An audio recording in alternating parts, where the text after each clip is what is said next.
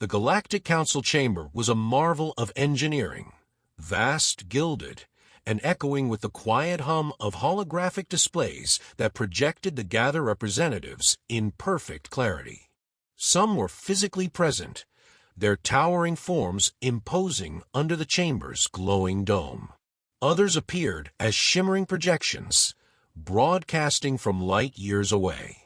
They spoke in layered tones, their voices a mix of harmonics and synthesized clicks, translating across dozens of species. And every single one of them was laughing. At the center of the room, in the spotlight of judgment, stood Lieutenant Commander Jack Reynolds, arms crossed over his chest. The laughter was nothing new. He heard it before, at briefings when he suggested unorthodox strategies, from officers who thought discipline meant never adapting. But here, in this so-called Council of Galactic Intellect, it was different. The laughter was laced with pity. "You are suggesting," boomed the council speaker, a Sorthian with a translucent, gelatinous form suspended in an anti-gravity chair, "that your species, a species still bound by its own atmosphere a mere century ago, should be considered a relevant force in interstellar warfare." More laughter. A ripple of amusement spread across the gathered dignitaries. Reynolds held his ground. Behind him, the rest of the human delegation sat in rigid silence. Diplomats, high-ranking officers, men who had worked their whole lives to get humanity a place at this table. They had made their case. Earth had proven itself resilient, resourceful. They had survived their own wars, had mastered combat in hostile environments, had refined warfare beyond the Council's sterile, predictive models. None of it had mattered. A Zalari, tall and exoskeletal with multifaceted eyes, clicked its mandibles in amusement. "Is not your fault, Commander Reynolds. Your species relies on muscle, on reaction, on instincts. But war has evolved beyond such primitive notions. You fight like animals, like creatures still tethered to survival. We fight with foresight, with data, with tools that shape battlefields before they are even contested." Reynolds let the insult roll off him. He had expected it. He had read the reports, listened to the briefings. The Galactic Council's dominant powers relied on combat AIs, cybernetic enhancements, psychommunication networks that allowed entire fleets to move as one. Their soldiers barely needed to think. Algorithms did that for them. To them, war wasn't struggle. It was a sequence of calculations, a game they had already won before the first shot was fired. "You assume war is just numbers," Reynolds said, his voice even. "You assume that if you predict the outcome can't change." The laughter died down. The speaker's gelatinous form pulsed in irritation. "What are you suggesting, human?" Reynolds turned his head slightly, meeting the gaze of the men sitting behind him. Gunnery Sergeant Mason Briggs gave the smallest of nods. Silent agreement. Warrant Officer Carlos Vega, their tech specialist, had his arms folded, his expression unreadable. Corpsman Tyler Doc Walker sat motionless, always calm, always assessing. And Master Chief Petty Officer Dwayne Carter? He leaned forward, fingers laced, watching the aliens like a predator watching prey. Reynolds turned back to the speaker. "I'm suggesting you test us." Murmurs spread across the chamber. The speaker's voice dropped to something almost condescending. "A test. You put us in a combat scenario," Reynolds said. "A real one. Not a simulation. You pit your best against my team." A silence stretched across the room. For the first time since the hearing began, no one laughed. The speaker tilted its gelatinous head. "You would challenge our warriors, knowing what they are?" Reynolds didn't hesitate. "Yes." For a moment, there was no response. Then, a low vibration filled the chamber, a deep, guttural sound, neither laughter nor amusement. It was something else, something older. The Srax warlord leaned forward in its throne of iron and living circuitry. It was one of the few beings physically present, and its massive, armor-plated body made even the Zalari seem small. Its voice was like grinding stone. "If this is your wish, human, I will grant it." The other representatives murmured in surprise. The speaker hesitated. "War Marshal Corva, there is no need to—" The Srax lifted a clawed hand. "Enough. I have heard enough words today. This human wishes for battle. Let them have it. Let them face the Tar Shock troopers on the proving ground of Draxus 9. More murmurs. Even the speaker seemed momentarily caught off guard. Reynolds exhaled slowly. He had won. Not the war. Not even the battle. But the first step. The chance to prove what humans were. The speaker hesitated, then nodded. "Very well. Your request is granted." A wave of satisfaction passed through Reynolds' team, but none of them showed it. They had work to do. The Srax warlord leaned closer, eyes glowing like embers. "I do not promise survival, human, but I promise this. You will learn what it is to face true warriors." Reynolds didn't blink. "So will you." The chamber doors hissed open. The session was over. The delegation rose. No more laughter followed them out. The drop onto Draxus 9 was brutal. The atmospheric entry alone nearly tore their transport apart, the sheer turbulence rattling the reinforced hull like a drum caught in a hurricane. Reynolds sat strapped into his harness, watching the orange-red streaks of re-entry burn across the viewport. The others were silent, focused. They had done this 1,000 times before. Drops into hostile zones, deep behind enemy lines. The difference this time, the enemy wasn't human. The transport slammed down onto the barren surface, the impact jarring but controlled.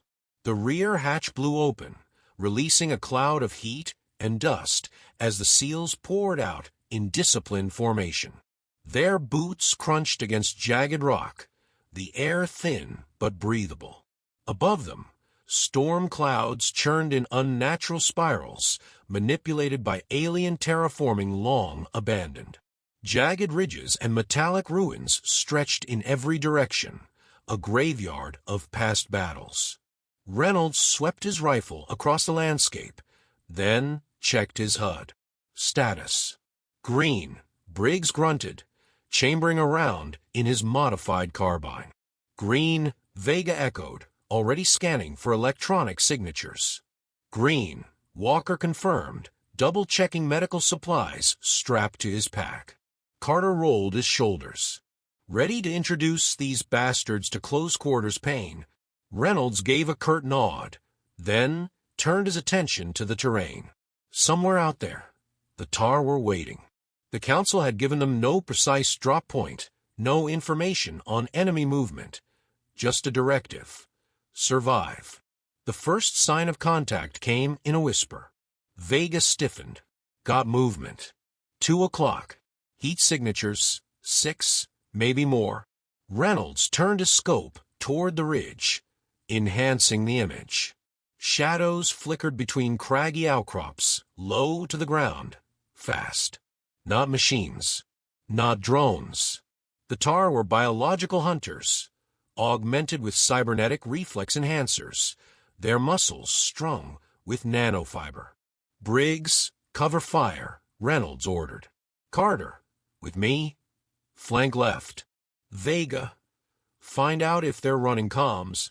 Briggs didn't wait for confirmation.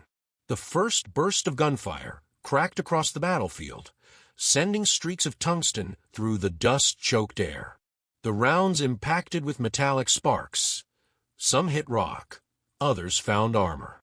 The Tar reacted instantly, splitting into pairs and darting through cover with eerie precision.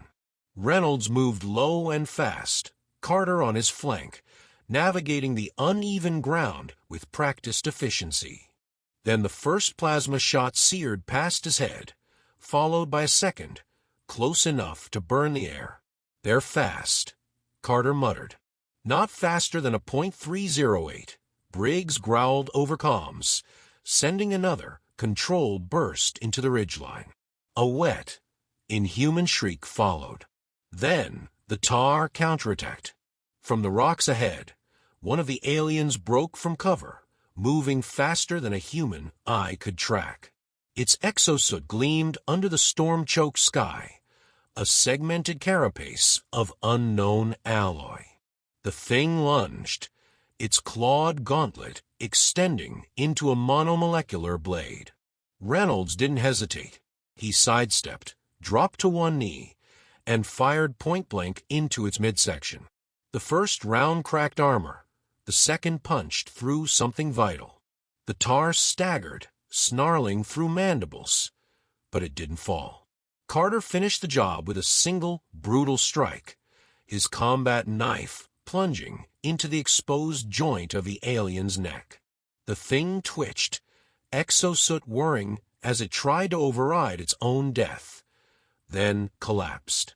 Vega's voice cut through the comms. "They're jamming us." Reynolds wiped sweat from his brow, watching the remaining tar regroup. They weren't retreating. They were recalibrating. How bad? Short range only. We can still talk, but I can't ping for reinforcements. Reynolds hadn't expected reinforcements anyway. Then we go silent. Move fast, hit harder. The second wave came quicker. The tar adapted, moving in unpredictable, erratic patterns. Plasma fire rained down from above, forcing the seals to break into smaller units, avoiding direct lines of sight. Briggs laid down suppressing fire, while Walker kept an eye on their six. Then Vega found their weakness. "Commander, they're using a predictive movement system. It's not full AI, but it's close. If I can disrupt their synchronization, we might get the edge." Reynolds didn't need details. "Do it." Vega set to work, fingers flying across his wrist-mounted console. Meanwhile, Reynolds and Carter pushed forward, closing the distance before the tar could re-establish control. The battlefield became a brutal dance of tactics and survival, one moment sprinting through open ground, the next diving behind cover, avoiding plasma bursts that turned stone to slag. Then the shift happened. The tar hesitated. Their coordination faltered just for a second, but it was enough. Reynolds took the opening, moving like a phantom through the chaos. His rifle kicked against his shoulder, each shot deliberate. Carter fought alongside him, a force of nature in close combat, his knife carving through armor where bullets couldn't. Briggs took down the last enemy with a pinpoint shot, the alien crumpling mid-lunge. Silence followed, broken only by the static hum of distant storms. Walker exhaled, checking their perimeter. Everyone still breathing. Carter wiped his blade clean on a fallen Tar-S armor. They hit hard. Not hard enough. Vega stood, cracking his knuckles. "I bought us time, but they'll adapt. They always do." Reynolds took a moment to assess. The tar had underestimated them, but that mistake wouldn't be repeated. The next wave would be worse. He glanced at the bodies of their fallen enemies, then at the distant ridgeline where more shadows lurked. The Council was watching. Somewhere, the Strax warlord was watching. Good. Let them watch. "Regroup," he ordered. "We're not done yet." The air was thick with the acrid scent of burned ozone and scorched metal. The bodies of fallen tar warriors lay scattered across the battlefield, their cybernetic limbs twitching in the fading pulses of neural death spasms. But Reynolds knew better than to assume victory. The first wave had been a test, a measure of human capabilities. The real fight was coming. Vega crouched near one of the corpses, prying open a section of its armor. The dull blue glow of an embedded neural implant flickered inside the alien skull. Their systems are adaptive. The next ones won't make the same mistakes. Briggs wiped sweat and grime from his face. "So what's the play? Keep shooting until we run out of ammo. Reynolds surveyed their surroundings. The battlefield stretched in all directions, a desolate expanse of shattered ruins and jagged cliffs. There was no extraction point, no backup. They had to win this, or they wouldn't leave at all. "We dig in," he said. "Find a position that favors us. Force them to fight on our terms." Carter let out a slow breath, rolling his shoulders. "And when that stops working, then we improvise." Walker adjusted his medical kit, checking the straps. "We've taken no casualties yet. That won't last." His voice was calm, matter-of-fact. "If they escalate, they'll target the weakest first." The words hung in the air.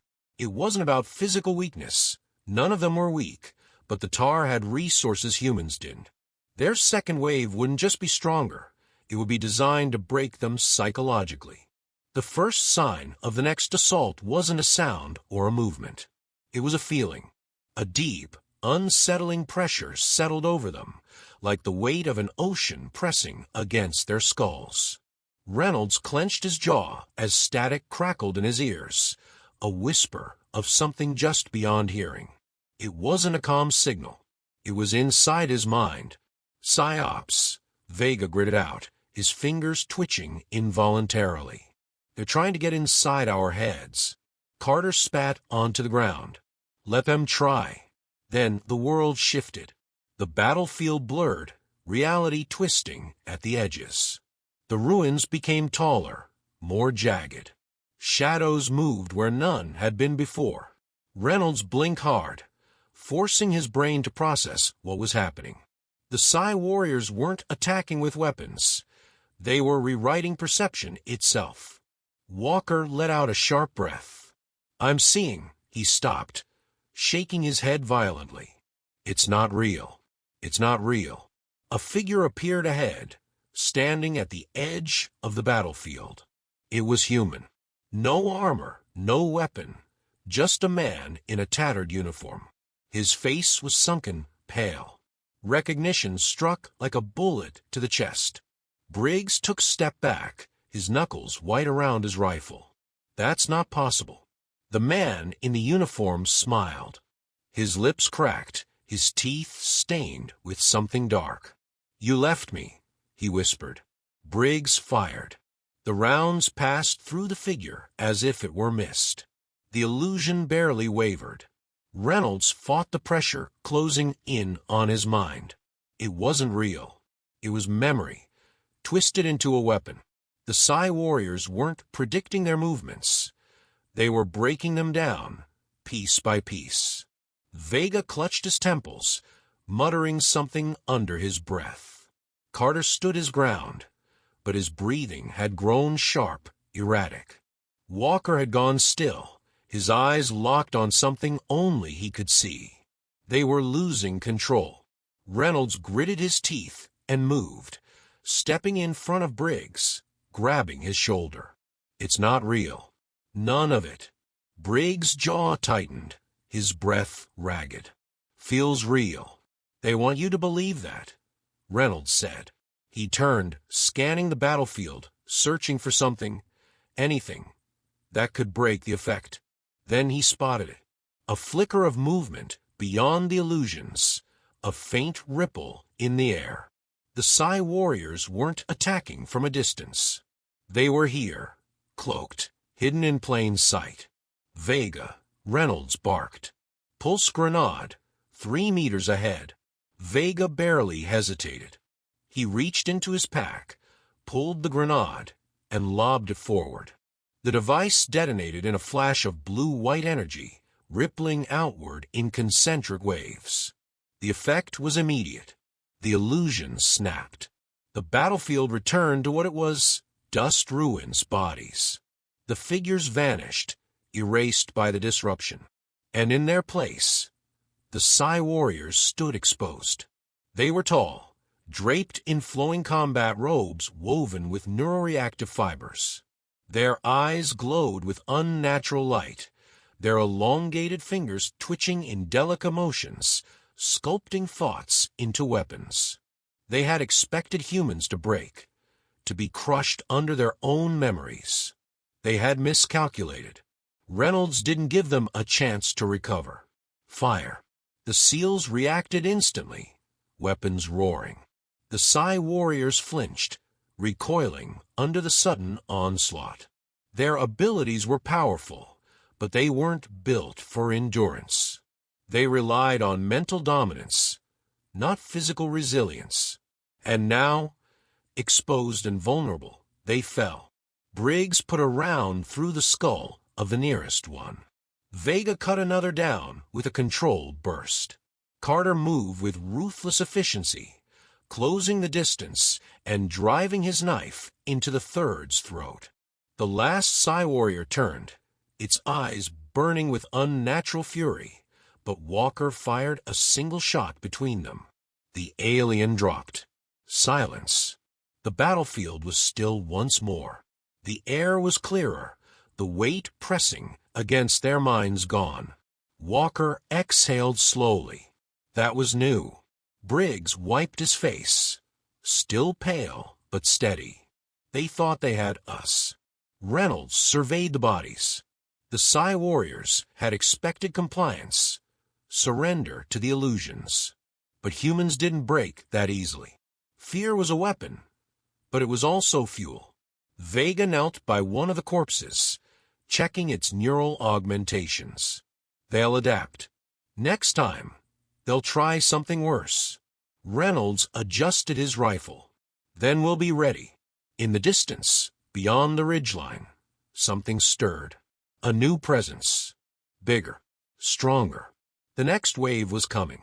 And this time, the council wouldn't be laughing.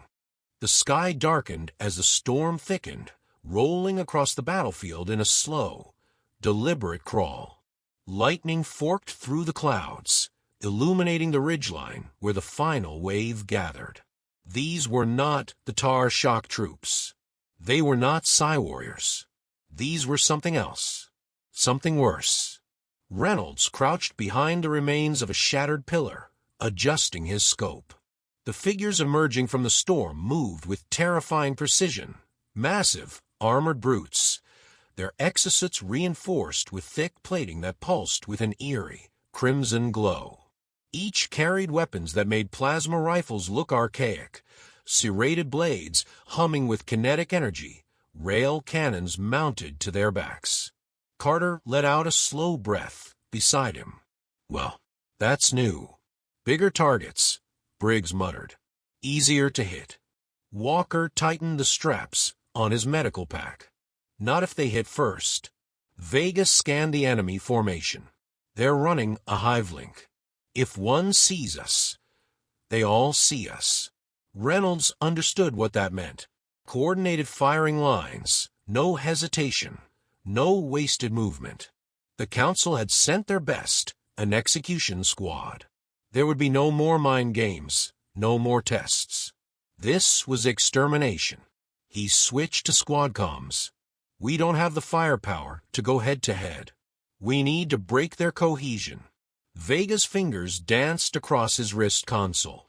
I can fry their link, but it won't last long. Maybe 30 seconds. Then we make it count, Reynolds said. The SEALs shifted into position. No chatter. No wasted movement. They had been here before. Outnumbered, outgunned, backs against the wall. That was where they thrived. Vega counted down. 3, 2, 1. Asterisk pulse out star dot. The battlefield flickered as his override hit. The crimson glow on the enemy's suits dimmed for a fraction of a second, just long enough. Reynolds was already moving. He sprinted low across the ruined ground, rifle up, sight locked onto the nearest brute. The first shot cracked through the battlefield, slamming into the alien's exposed visor. The reinforced glass spiderwebbed, but the thing didn't fall. It turned sluggish, momentarily disoriented. That was all Carter needed. He closed the distance in a blur of motion, a detonation charge primed in his hand. He slapped it onto the brute's exposed side and dove clear just as the explosion ripped through its armor. The creature staggered, fell to one knee, Then Briggs finished it with a round through the throat. But the others were already recovering. The disruption faded, and the execution squad resynchronized. Red lights pulsed as their targeting systems re-engaged. The first rail cannon fired. The shot screamed through the battlefield, vaporizing the stone where Reynolds had been standing a split second before. Another fired, tearing through a collapsed structure, sending debris raining down. Walker's voice was sharp. "We can't take many of those." "Then we move," Reynolds ordered. They weaved through the battlefield, never stopping, never giving the enemy a clear shot. Briggs laid down covering fire, forcing the brutes to shift their attention. Vega primed an EMP charge, hurling it toward their formation. The blast cracked through the air, sending a static surge through their systems. Another opening. Carter took it. He leapt onto the nearest brute, blade flashing. The alien swung. Fast, too fast, but Carter twisted, using its own momentum to drive his knife up into the exposed joint between the plates. The brute bellowed, stumbled. Reynolds took aim and fired twice. One round into the chest, one through the eye. The brute dropped. The others didn't slow. If anything, they moved faster, adapting, closing ranks. They were learning. Then the largest of them stepped forward. It was a monster, easily twice their size, its armor reinforced with overlapping plates, its gauntlets crackling with raw energy. Its voice rumbled through the battlefield like a landslide. Asterisk, you are not warriors, asterisk. Reynolds met its gaze. Yeah. Then, what are we? The brute lunged. The ground shook as it moved, its speed unnatural for something so large. Reynolds barely rolled clear as its fist crashed into the earth where he had stood, sending stone flying in all directions. Briggs fired point-blank. The round struck home, but the brute barely flinched. It swung wide, catching Briggs mid-dodge, sending him sprawling. Walker dragged him back behind cover as Carter closed in from behind, blade ready. The brute spun, catching Carter midair. It slammed him down, hard. Reynolds felt something twist in his chest. Carter coughed, blood on his lips, but he grinned through it. Still in the fight.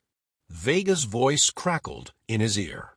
"Commander, I've got one shot at overloading their power cores." Reynolds didn't hesitate. "Do it." Vega fired his modified pulse rifle. The shot struck center mass, sending a surge through the brute's armor. For a second, it froze, systems caught in a loop. Carter moved. Despite the pain, despite the broken ribs, he shoved his last detonation charge into the brute's exposed underplate. "You talk too much," he muttered. Then he rolled clear. The explosion tore through the brute's chest. It staggered, its own energy core overloading, its body convulsing. For a second, it tried to raise its weapon, to fight. But then it collapsed, dead before it hit the ground. Silence. Reynolds exhaled. The storm still raged. The battlefield was still littered with bodies. But they were standing. Walker knelt beside Carter, checking his injuries. "You'll live." Carter grinned weakly. "Wouldn't want to miss the debrief." Vega slumped against a rock. "I'd love to see the Council's face right about now." Reynolds turned, scanning the battlefield one last time. The execution squad was gone. They had won. And somewhere, across the vastness of space, the Galactic Council was watching. They weren't laughing anymore.